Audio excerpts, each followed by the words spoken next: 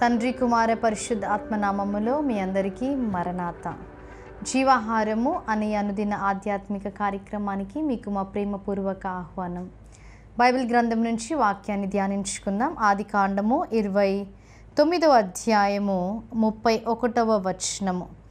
లేయా ద్వేషింపబడుట యెహోవా చూచి ఆమె గర్భము తెరిచెను. వాక్యంలో మనము చూచినట్లయితే ఇక్కడ లేయా ద్వేషింపబడింది అని మనము చదువుకుంటున్నాం.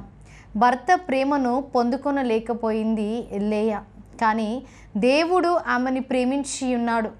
దేవుడు మరి తన ప్రేమను ఆమె ఎడల వెల్లడిపరిచి ఉన్నాడు, తన గర్భాన్ని తెరిచి ఉన్నాడు అని వాక్యం సెలవిస్తుంది. 32వ వచనంలో మనము చూచినప్పుడు, యెహోవా నా శ్రమను చూచి ఉన్నాడు గనుక నా పెనిమిటి నన్ను ప్రేమించును గదా. నా శ్రమను దేవుడు చూచి ఉన్నాడు. నేను తృణీకరింపబడుట, విడిచిపెట్టబడుట, ద్వేషింపబడుట మరి దేవుడు చూచి మరి నా గర్భాన్ని తెరిచి ఉన్నాడని ఇక్కడ తను చెప్పడం మనము చూస్తాం. మరి దేవుడు తన జీవితంలో గొప్ప కార్యములు చేసి ఉన్నాడు.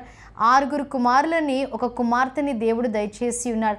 ప్రతిసారి కూడా తను గర్భం దాల్చినప్పుడు తనకు దేవుడు 1 కుమారుని దయచేసినప్పుడు నా భర్త నన్ను ప్రేమిస్తాడేమో అని తను ఆశతో ఎదురు చూచేది. మనం ఇక్కడ చూచినట్లయితే ఎందరో ఈ రోజుల్లో కూడా భర్త ప్రేమను పొందలేకపోతున్నారు. అలాగే భర్తలు భార్య ప్రేమను పొందలేకపోతున్నారు. తల్లిదండ్రులు పిల్లల ప్రేమని పొందలేకపోతున్నారు. పిల్లలు తల్లిదండ్రుల ప్రేమను పొందలేకపోతున్నారు.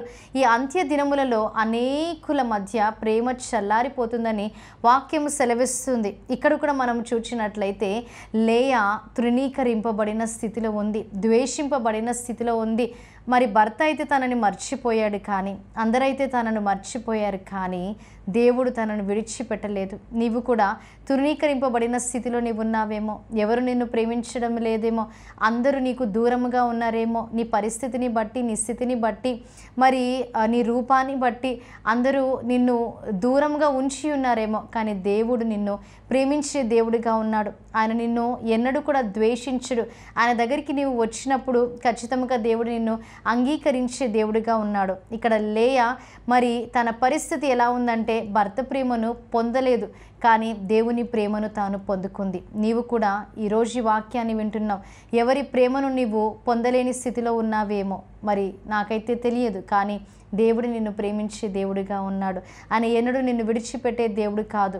నీవు ఒకవేళ నీ స్థితిని బట్టి నువ్వు దేవునికి దూరంగా ఉన్నావేమో, దేవుని దగ్గరికి నీవు వచ్చినప్పుడు ఆయన ఖచ్చితంగా నిన్ను జ్ఞాపకము చేసుకొని లేయాని అలనాడు ఎలాగైతే దీవించి ఆశీర్వదించి ఉన్నాడో నిన్ను కూడా దేవుడు దీవించి ఆశీర్వదించే దేవుడిగా ఉన్నాడు. ఇటు వాక్యాన్ని దేవుడు మీ వినికిడిలో హృదయంలో భద్రపరిచి ఆశీర్వదించునుగాక. ఆమేన్. ప్రార్థన చేసుకుందాం. అత్యున్నత సింహాసనముపై ఆసీనుడవై ఉన్న మా దేవ, మా రక్షక, సకల ఆశీర్వాదాలకు కారణభూతుడవైన దేవ, మీకు స్తుతులు స్తోత్రాలు తండ్రి. అవును తండ్రి, లేయా ద్వేషింపబడినప్పటికీ తండ్రి మీరు తనని ప్రేమించి ఉన్నారు తండ్రి. తన గర్భాన్ని మీరు తెరిచి ఉన్నారు తండ్రి. తన జీవితంలో అద్భుత కార్యాలు, ఆశ్చర్య కార్యాలు చేసి ఉన్నారు. ఎందరూ ఆ రీతిగా తండ్రి తృణీకరింపబడిన స్థితిలో ఉన్నారు.